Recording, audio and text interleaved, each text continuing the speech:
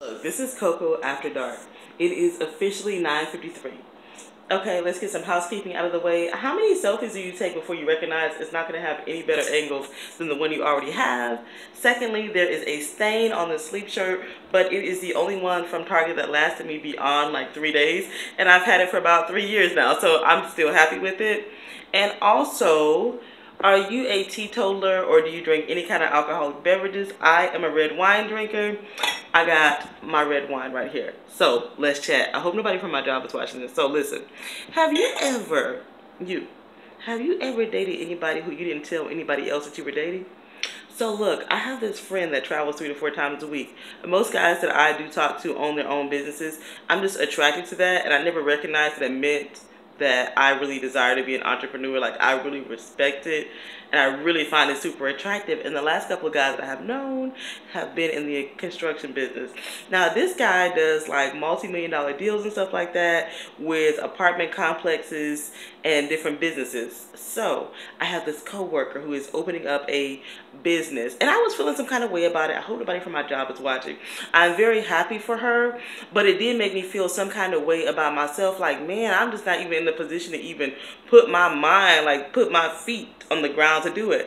So she's opening like a nail salon. She was like, I got my stuff together. I'm ready to go. Peace.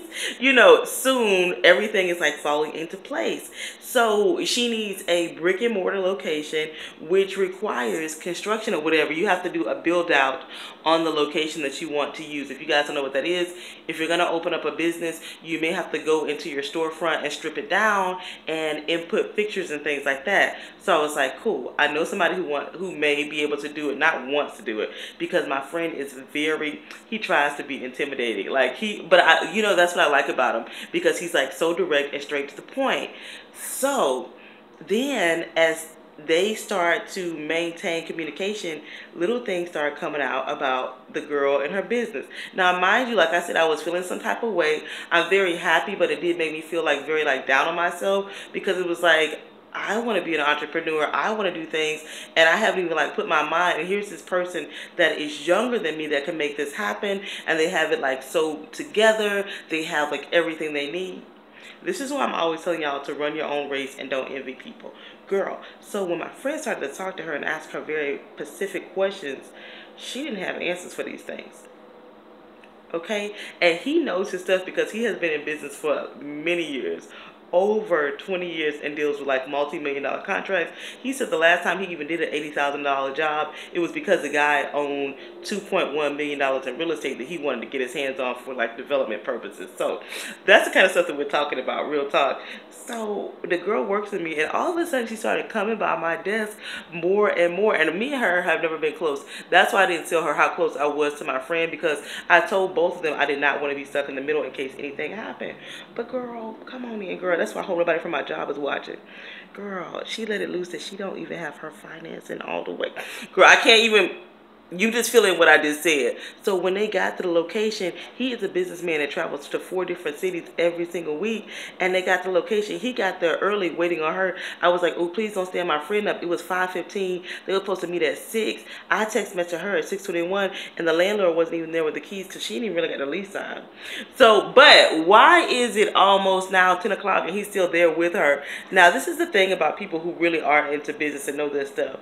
They listen to you, and they listen to like little pinpoint things. Now it's gonna be like a little beauty bar kind of thing, but girl, she don't even want to go to beauty school or even know how to do the stuff, which for me is kind of like, I think you should, but she got super defensive when I asked her about it. So I want people to succeed. I don't think you have to know it all, especially when you're young. This person is still in their 20s and stuff like that, girl.